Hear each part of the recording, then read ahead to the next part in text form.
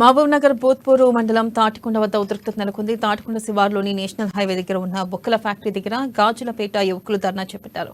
పశువుల కలేబరాలతో ఆయిల్ తీసే క్రమంలో కంపెనీ వల్ల గాలి కాలుష్యం అవుతుందంటూ నిరసన వ్యక్తం చేశారు. కంపెనీ విషవాయువుల వల్ల పిల్లలకు శ్వాసకోశ వ్యాధులు వస్తున్నాయని గాజులపేట యువకులు వాగ్వాదానికి దిగారు. కంపెనీ ఎదుట పెద్ద ఎత్తున బైఠాయించిన గ్రామ యువకులు కంపెనీలోకి తీసుకొస్తున్న జంతు కలేబరాల వాహనాన్ని అడ్డుకున్నారు. దీంతో కంపెనీ యాజమాన్యానికి యువకులకు తీవ్ర వాగ్వాదం చోటు చేసుకుంది. రోడ్డుపై కలేబరాలను పడివేయడంతో ఉద్రిక్తతకు దారితీసింది.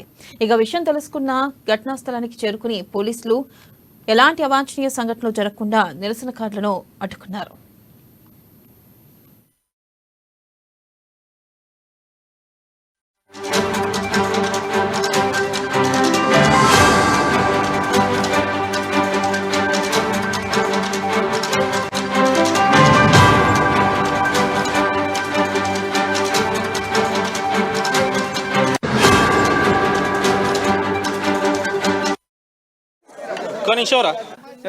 ఆయిల్ తీయడం వల్ల దాని నుంచి వెలువడే విషవాయువు ద్వారా గ్రామ ప్రజలంతా కూడా అనారోగ్యాల దృష్టిని పడుతున్నారు. మేము ఒకటే కోరుతున్నా ఉన్నాం, మేము ఎలాంటి అఘాయిత్యాలకు పాల్పడము.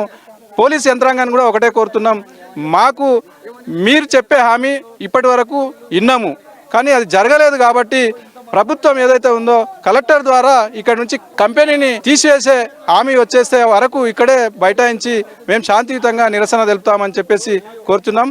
ప్రభుత్వం ఏదైతే ఉందో మాకు ఒక నమ్మకాన్ని కల్పించాలి. ఇక్కడ నుంచి ఈ కంపెనీని మేము తీసి ఇక్కడ ఏది కూడా ఏర్పాటు లేకుండా ఈ కంపెనీని పూర్తిగా తొలగిస్తామని చెప్పేసి కలెక్టర్ ద్వారా హామీ వచ్చేంత వరకు ఇక్కడే బైఠాయించి శాంతియుతంగా నిరసన తెలుపుతామని చెప్పి కోరుతున్నాను.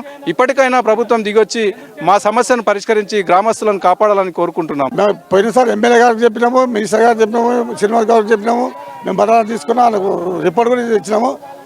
మన సిఐ మేడం గారు కూడా ఈ ఫ్యాక్టరీ బంద్ చేస్తాం మాకు హామీ వెళ్ళిపోయినాం. ఇప్పుడు సిఐ గారు కూడా మేము తాళం వేసి పోతాము, మీరు వెళ్ళిపోరు అంటున్నారు. సార్ కూడా మాట మేము వింటున్నాము.